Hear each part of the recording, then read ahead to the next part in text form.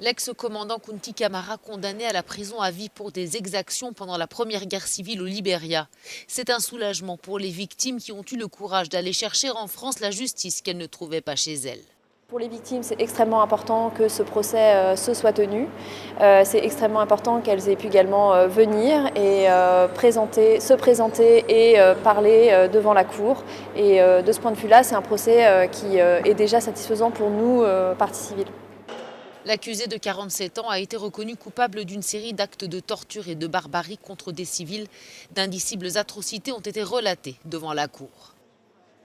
On a donné aux témoignages, on a voulu leur donner la valeur d'une preuve irréfragable, puisque c'était tout ce qu'il y avait dans ce dossier. Et à aucun moment, on a émis des réserves par rapport à ces témoignages. Si ce procès, le premier jamais consacré en France à la guerre civile libérienne, ce verdict historique et cette lourde peine ont été accueillis comme une délivrance par les victimes, elles n'oublient pas que l'impunité règne encore au Libéria et que d'anciens chefs rebelles occupent aujourd'hui de hautes fonctions dans l'appareil de l'État.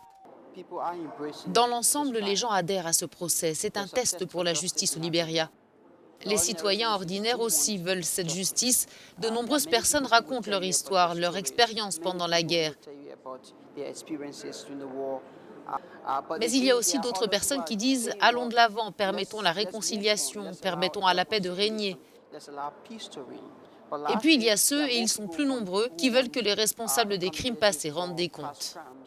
Tout au long de son procès, Kunti Kamara a clamé son innocence, s'estimant victime d'un complot.